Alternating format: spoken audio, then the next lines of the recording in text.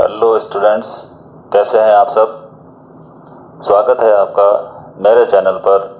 आज class 12th के section B का राइटिंग सेक्शन का जो टॉपिक है नोटिस, उसे हम लेकर के आए हैं। और ध्यान रखें ये क्वेश्चन नंबर 12 है, ठीक है ना। 4 नंबर का टॉपिक रहता है अथवा में। और साथ ही साथ एक चीज़ और आपसे कह दूं कि प्लीज़ वीडियोस को ज़्यादा से ज़्यादा सब्सक्राइब करें, शेयर करें, लाइक करें, ठीक है। धन्यवाद। अब शुरू करते हैं हमारा क्लास 12th का जो टॉपिक है नोटिस। तो इसे लेकर के आए हैं हम लोग। क्या कहता है कि नोटिस की सबसे पहले जो मीनिंग है, अर्थ है या इसकी डेफिनेशन, उसे हम देख लेते हैं। तो किस तरह एक्सप्लेन किया है। Notice is a short piece of writing. Notice को क्या कहा है, एक संक्षिप्त रूप में लेखन कार्य जो है वो होता है। और साथ ही साथ एक तथ्यात्मक और औपचारिक प्रारूप इसका बनाया जाता है। यह व्यक्तियों के समूह या आम जनता को जानकारी देने के लिए लिखा जाता है। मतलब कोई भी कार्यालय हो या कोई भी संस्थान हो, नॉर्मली हम अगर बात करें तो स्कूल्स में हम लोग आमतौर पे इनको देखते हैं, ठीक है ना। विद्यालय में अगर बात करें तो एक नोटिस बोर्ड जो है वो डिस्प्ले किया गया होता है और उस नोटिस बोर्ड पर विद्यार्थियों को या कर्मचारियों को सूचित करने के लिए कोई भी सूचना जो है उस पर लिख दी जाती है। तो क्या कहता है कि इसे सामान्यतः सूचना बोर्ड पर लिखते हैं। मतलब वही सूचना बोर्ड है, वही नोटिस बोर्ड है और किन किन उद्देश्यों की पूर्ति के लिए इसका उपयोग किया जाता है, यूज किया जाता है। तो देखिए, नोटिस को किसी घटना, कार्यक्रम, समारोह, चेतावनी आदि के संदर्भ में जानकारी देने के लिए लिखा जाता है, ठीक है। तो इन पर्पसेस को, उद्देश्यों को पूरा करने हेतु हम लोग नोटिस का यूज करते हैं। अब कुछ महत्वपूर्ण बातें जो कि हमें ध्यान में रखनी है।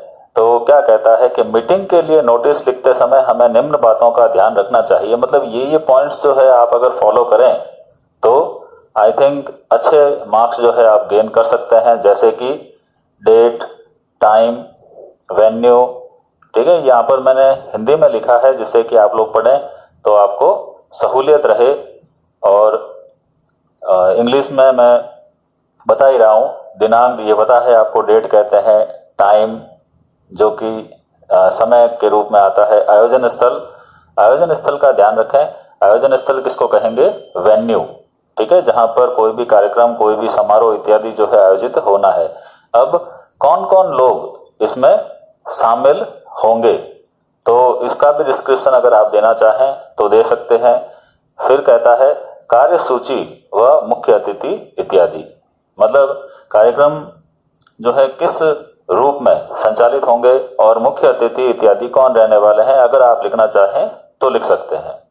फिर क्या कहता है सेकंड नंबर, किसी घटना के बारे में नोटिस लिखते समय हमें निम्न बातों का ध्यान रखना चाहिए। अब घटना से संबंधित क्या है, घटना का नाम, फिर उसका उद्देश्य, पर्पस, देन स्थान। स्थान से मतलब क्या है, वही वेन्यू, ठीक है, डेट एंड टाइम एंड पात्रता। पात्रता से मतलब क्या है, एलिजिबिलिटी, ठीक है, कौन कौन जो लोग हैं इसमें हिस्सा ले सकते हैं।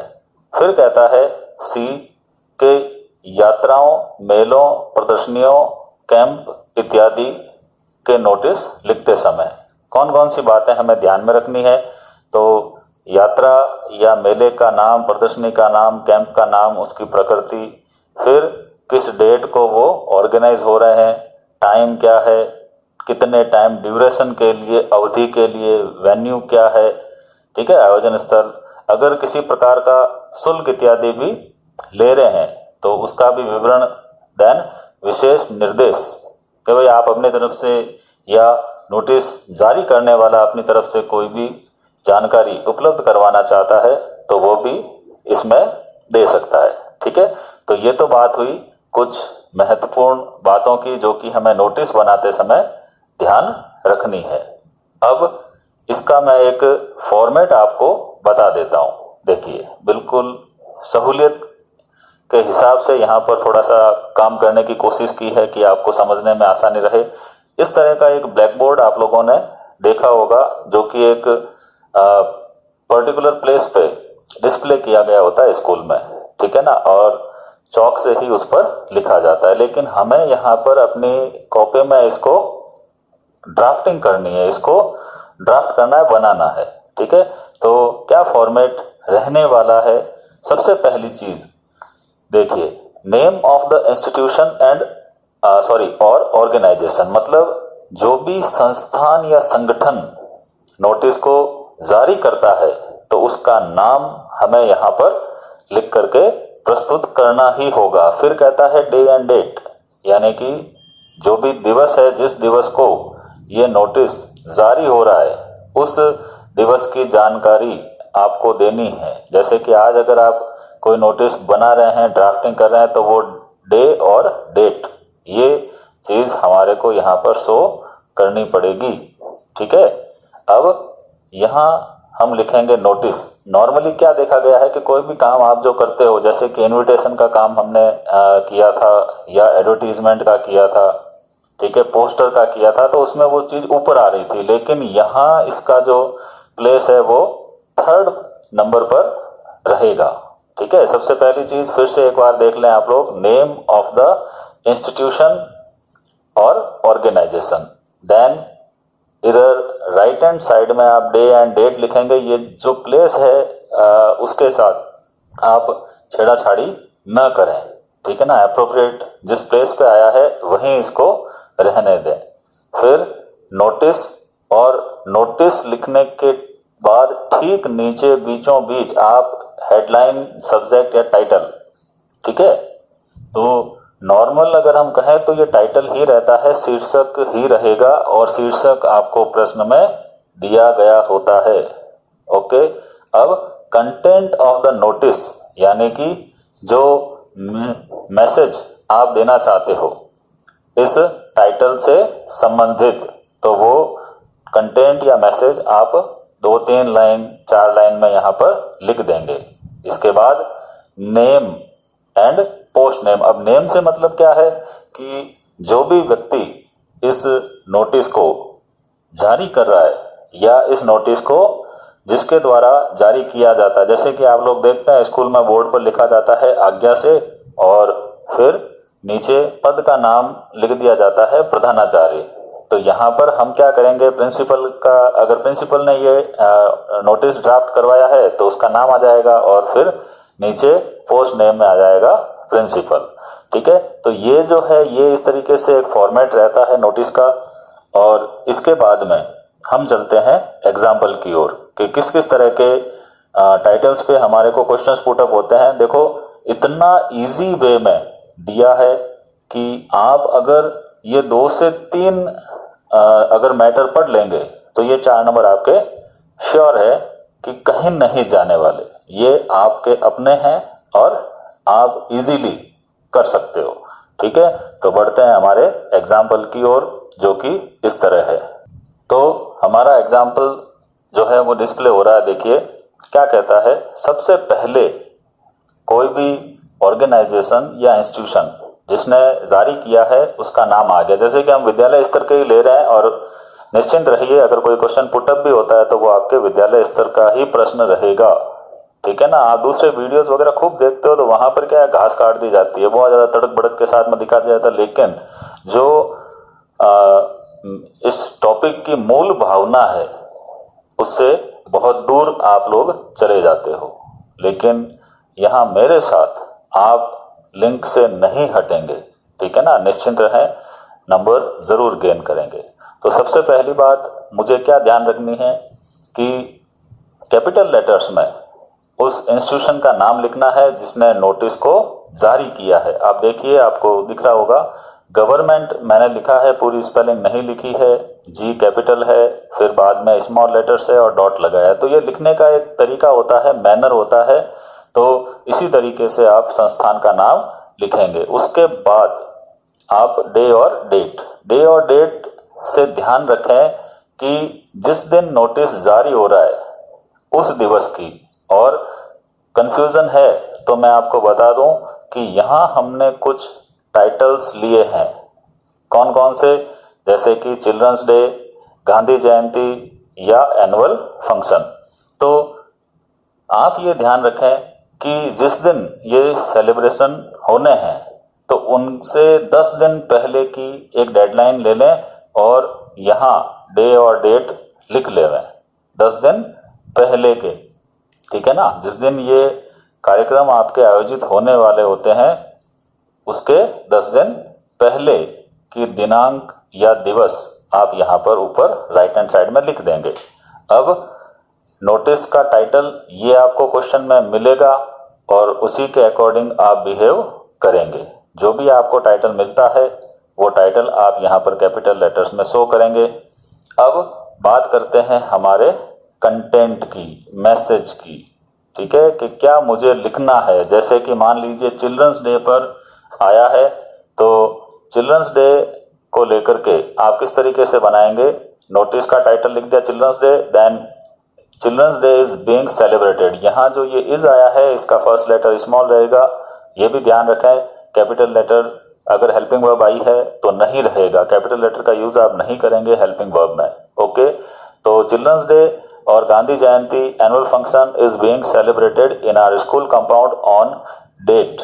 जो भी दिनांक, जिस दिनांक को ये कार्यक्रम आयोजित होने वाले हैं तो उसकी डेट यहाँ पर आप लिख देंगे, ठीक है। और नहीं मालूम है तो मालूम कर लें, अन्यथा वहां फिर परीक्षा में किससे पूछते फिरोगे। नेक्स्ट क्या कहता है, all the students are being informed. सभी विद्यार्थियों को सूचित किया जाता है who are interested to take part in any cultural activity may give their names to the undersigned by this date.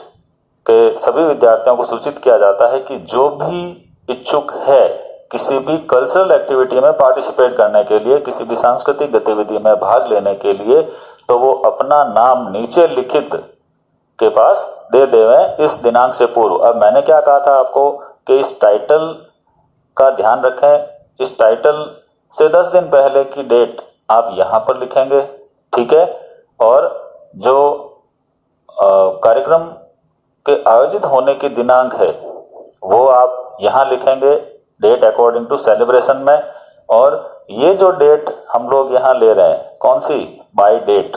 Bye date से मतलब क्या है कि आप कार्यक्रम आयोजित होने के 4 या 5 दिन पहले की दिनांक यहाँ पर लिख दें, यानी कि ऊपर लिखी हुई दिनांक और ये जो कार्यक्रम आयोजित होने की दिनांक है उसके बीच की कोई भी एक दिनांक चुन करके यहाँ पर लिख लें, तो बहुत ज्यादा सुविधा होगी आपके काम करने में, ठीक है ना।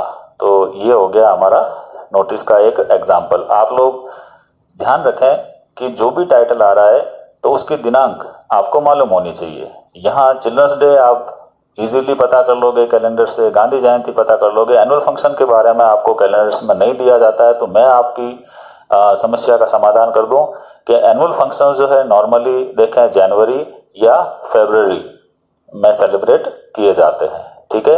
अब बढ़ते हैं हमारे नेक्स्ट एग्जाम्पल की तरफ, लेकिन यहाँ एक चीज और मैं क्लियर कर देता हूँ, छूट न जाए, कि नेम एंड पोस्ट नेम ये आपको क्वेश्चन में दिए रहेंगे, वहीं से आपको लेकर के इसमें फिल कर देना है। कुछ नहीं करना, फिल इन द ब्लैंक्स को फिल करना है, जैसे मैंने अंडरलाइन करके आपके सुविधा की हुई है, ठीक है ना।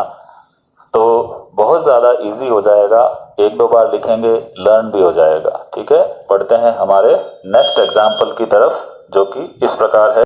तो अगला एग्जाम्पल हमारा क्या कहता है, ये है एजुकेशनल टूर के लिए। कोई भी शैक्षणिक भ्रमण जैसे हिस्टोरिकल टूर हो गया, एजुकेशनल टूर हो गया, ठीक है ना, तो उसको लेकर के ये क्वेश्चन हमारा पुटअप हुआ है। तो सबसे पहले आप क्या करेंगे, कोई भी इंस्टीट्यूशन का नाम यहाँ लिख देंगे, फिर डे और डेट। देखिए करीब अक्टूबर या नवंबर में, ठीक है ना, अक्टूबर या नवंबर के आसपास एजुकेशनल टूर्स या कोई भी हिस्टोरिकल टूर्स ऑर्गेनाइज होता है, क्योंकि मौसम जो है, अगर हम क्लाइमेट की बात करें राजस्थान के, तो इसी समय वो अनुकूल रहता है कि सर फरवरी नहीं, आगे एग्जाम है ना, ठीक है, या अप्रैल एग्जाम से। तो थोड़ा सा ये ध्यान रखें कि डेट का चुनाव आप ऐसे करें जिससे कि कोई भी दूसरा कार्यक्रम बाधित न हो। यही तो बातें होती है राइटिंग स्किल्स में, और क्या होता है, कुछ भी नहीं, ठीक है ना। बाकी देखिए आप जो ये मटेरियल है ये तो इसमें फिक्स है, क्या दिक्कत है, टाइटल लिख दिया, उसके बाद में अगर कोई प्लेस का नाम आप देना चाहो तो दे दो, जैसे कि आप लिख दें जम्मू, लेह, लद्दाख, गोवा, ठीक है, या राजस्थान में बात करें माउंट आबू, उदयपुर, जयपुर, कोई भी प्लेस का नाम आप लिख सकते हैं। तो क्या कहता है कि एजुकेशनल टूर, जैसे अपन ले लेते हैं to Mount Abu, is being organised by our school, कि हमारे विद्यालय के द्वारा एक शैक्षणिक भ्रमण आयोजित किया जा रहा है टू प्लेस नेम। अब प्लेस नेम यहां पर भी लिखें, यहां पर भी लिखें, कोई इश्यू नहीं है। अब कितने दिन के लिए, कैसा, फॉर 7 डेज, ठीक है, 7 दिन के लिए the tour will be held on this date. अब जो टूर पार्टी है वो किस दिनांक को रवाना होगी, तो वो दिनांक आप यहां पर लिखेंगे, और ऊपर ये जो डेट है, डे और डेट, ये 10 दिन पहले की लेनी है, ठीक है ना।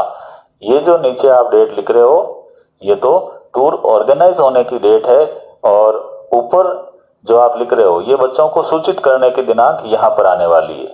ओके, फिर क्या कहता है कि so interested students who wants to join this tour may give their names to the undersigned person before this date, कि भाई इस दिनांक से पहले जो बच्चे हैं वो अपना नाम लिखवा दें, किसके पास, नीचे लिखित व्यक्ति के पास। तो यहां भी एक दिनांक आ रही है, तो ध्यान पड़ गया ना, जो टूर ऑर्गेनाइज होने की डेट है उससे 4-5 दिन पहले की दिनांक आप यहां पर लिख दोगे। फिर क्या है, विद टूर एक्सपेंडिचर, जो खर्चा आने वाला है उसका विवरण भी आप दे दें, 1000, 1500, 2000 जो भी है, और फिर अंत में यहां आ जाएगा नाम और पद का नाम, यानी कि जिसने भी ये एजुकेशनल टूर ऑर्गेनाइज करने के लिए नोटिस जारी किया है उस व्यक्तित्व का नाम और उसके पद का नाम लिखा जाएगा। तो बहुत ही इजी है, अगर आप कॉन्फिडेंस से देखें, करें, सीखने का प्रयास करें, लिखें, मैं तो ये कहता हूं जितना लिखेंगे उतना ज्यादा आपको बेनिफिट मिलेगा। अगला जो है वो एग्जाम्पल हम लेते हैं, और जो कि इस प्रकार है। तो देखिए क्या कहता है कि डिस्ट्रिक्ट लेवल टूर्नामेंट के लिए ये एक नोटिस ड्राफ्टिंग हम लोग करेंगे, ठीक है ना। तो डिस्ट्रिक्ट लेवल टूर्नामेंट हो गया, या कोई भी इवेंट और दूसरा हो गया, ठीक है, क्रिकेट मैच हो गया, जैसे कि विद्यालय स्तर पर ही आप देखते हैं फ्रेंडशिप मैच हो जाता है। तो इस तरीके से आप नोटिस ड्राफ्टिंग कर सकते हैं। सबसे पहले क्या आ जाएगा, संस्थान का नाम, फिर किस दिन और किस दिनांक को ये जारी कर रहे हो उसका विवरण, फिर नोटिस का टाइटल, ठीक है, ये जैसा कि हमने लिखा डिस्ट्रिक्ट लेवल गेम टूर्नामेंट। अब गेम नेम का मतलब क्या, जैसे कबड्डी हो गया, खो खो हो गया, क्रिकेट हो गया, हॉकी हो गया, वॉलीबॉल, बास्केटबॉल, कोई भी नाम आप यहां पर डाल सकते हैं। ओके, देन कंटेंट में आप क्या चीजें लिखेंगे, मटेरियल फिक्स है, क्या कहता है कि इज बीइंग ऑर्गेनाइज्ड और हेल्ड इन आवर स्कूल, देखो ऑर्गेनाइज लिखो, हेल्ड लिखो, कोई फर्क नहीं पड़ने वाला, ठीक है, from this date to that date. 2 दिनांक यहां पर आएगी कि इस दिनांक से लेकर उस दिनांक तक। जैसे मान लीजिए कि 10 तारीख को कोई भी महीने की टूर्नामेंट शुरू हो रहे हैं और 15 तारीख तक चलेंगे, तो यहां पर आप सबसे ऊपर लिख दें 1 तारीख, ठीक है, महीने की, और यहां पर आप लिख दें 10 से 15 तारीख। क्लियर, तो इजी है, हार्ड एंड फास्ट नहीं है। दिनांक का चयन करने में सावधानी रखें, काम बहुत ही सरल हो जाएगा। फिर क्या कहता है देखो, so all the players are being informed, कि सभी खिलाड़ियों को, सभी विद्यार्थियों को नहीं, क्योंकि सब विद्यार्थी खिलाड़ी नहीं होते हैं, लेकिन सभी खिलाड़ी विद्यार्थी होते हैं, तो ध्यान रखें, सभी खिलाड़ियों को सूचित किया जाता है that who may take part give their names to undersigned person, के नीचे लिखित जो व्यक्ति है उसके पास अपना नाम दे देवे इस दिनांक से पहले। अब यहां पर कौन सी डेट आएगी, जो टूर्नामेंट हेल्ड हो रहे हैं, ऑर्गेनाइज हो रहे हैं, उससे 4-5 दिन पहले की। हमने क्या कहा भाई 10 से 15 तारीख के बीच में कार्यक्रम आयोजित होगा, ऊपर हमने 1 तारीख को नोटिस जारी किया, तो यहां पर आप लिख देंगे 5 तारीख, ठीक है। तो with their 10th class marksheet, अब 10th क्लास की ही क्यों ली, कि सर कोई बच्चा 10th में हो तो वो 8th की ले ले भाई, ठीक है ना, और 8th में है तो 5th की ले ले। आई बात समझ में? तो ये लेने के पीछे मकसद क्या है कि इसमें आपकी डेट ऑफ बर्थ शो होती है। 12th की मार्कशीट में date of birth I think show नहीं होती, तो 10th क्लास की मार्कशीट बहुत ज़्यादा इंपॉर्टेंट है। तो इसीलिए अगर सीनियर के बच्चे हैं तो उनको 10th क्लास के लिए कहा जाता है, और हम तो 12th के ही स्टूडेंट हैं, ठीक है ना, तो कोई इश्यू नहीं रहेगा। तो यहाँ पर 10th क्लास हम लोग मार्कशीट के रूप में ले लेंगे, देन उसकी photocopy and 2 passport size photos. तो इस तरीके से ये नोटिस ड्राफ्टिंग हो जाएगी। किसी भी टूर्नामेंट के बारे में अगर बच्चों को अवेयर करना है, उनको पार्टिसिपेट करने के लिए बताना है, सूचना देनी है, तो फिर यहाँ नेम आ जाएगा और पोस्ट नेम में हम क्या लिख देंगे भाई, फिजिकल टीचर, ठीक है, पीटी होता है। तो क्योंकि गेम्स का जो है सारा का सारा डिपार्टमेंट उसी के पास होता है, और जिसके पास होता है उसका नाम आ जाएगा, क्वेश्चन में दिया हुआ रहेगा। ओके, तो ये हो गया हमारा क्लास 12th का नोटिस का टॉपिक। क्लियर? आगे मैं आपको जो है लेटर्स ड्राफ्टिंग के बारे में सिखाऊंगा, जो कि 7 नंबर का टॉपिक है। तो ज़्यादा से ज़्यादा वीडियोस को सब्सक्राइब करें, शेयर करें, लाइक करें, और अगर कोई परेशानी हो तो कमेंट बॉक्स में पूछ लें, कमेंट कर दें, ठीक है। तो आज के लिए इतना ही, धन्यवाद, मिलते हैं अगले वीडियो में।